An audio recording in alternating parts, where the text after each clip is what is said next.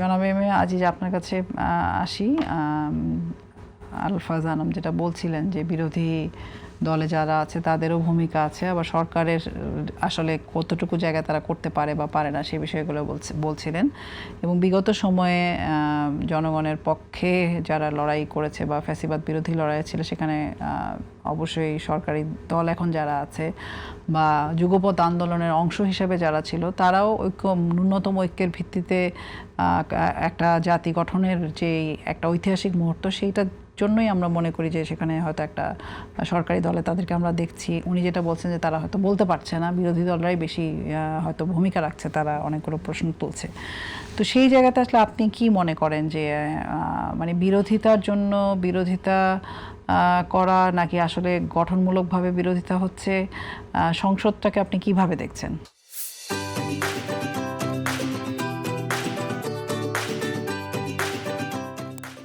তরুণদেরকে আগের তরুণরা ধরেন তরুণ এবং বার্ধক্য বয়সী এদের ভিতরে সংঘাত থাকবে, চিন্তা সংস্কৃতির সংঘাত, ভাষা, এটার সংঘাত থাকবে।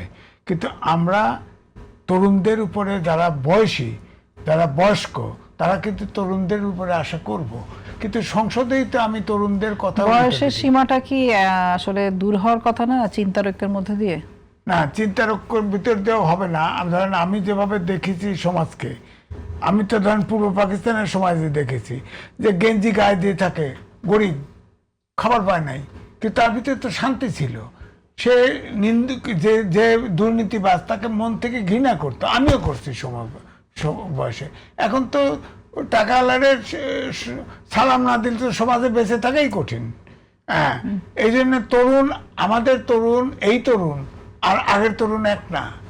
আমরা তো ছাত্র পলিটিক্স করেছি, আমরা তো তরুণরা, এই তরুণদেরকে ডক্টর মোহাম্মদ ইউনূস এই ৩-৪ জেনারেশন ধ্বংস করে দিয়েছে। এদেরকে সবগুলো কমিশনে, সবগুলো মিনিস্ট্রিতে নিয়োগ করছে, তাদেরকে দায়িত্ব দিয়েছে। দেওয়ার পরে সবাই কিন্তু নানান রকম সমালোচনার মুখে পড়ছে। আমরা আশা করি তরুণরা আমাদের ভবিষ্যৎ, তরুণরা সবসময় না, এই তরুণ এই জেনারেশন দিয়ে হবে না, অন্য তরুণ আসতে পারে, আমার নাতিপুতি আসতে পারে। এরা আমার যে একটু মিডিয়াকে দিকে উনি বলছিলেন যে মিডিয়ার একটা বড় ভূমিকা আছে, ঝগড়া লাগিয়ে দেওয়া বা সেগুলো প্রচার করা, বা আমরা দেখেছিও নানান রকম সামাজিক গবেষণার মধ্যেও দেখা গেছে যে মূলধারার রাজনীতির একটা প্রভাব মিডিয়ার মধ্যে থাকে।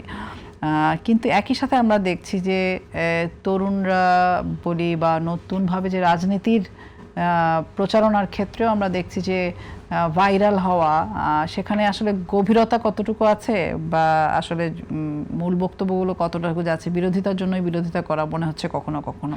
এই জায়গাগুলো আসলে আমাদের যে ন্যূনতম যে ঐক্যের ভিত্তিতে এই নতুন বাস্তবতায় নতুন সরকারের জায়গায় কাজ করার জায়গাগুলো তৈরি হওয়ার কথা ছিল, সেটা কি হচ্ছে? উদাহরণ দেই, আমি প্রথমে অবজারভারে জয়েন করছি 1980 সালে।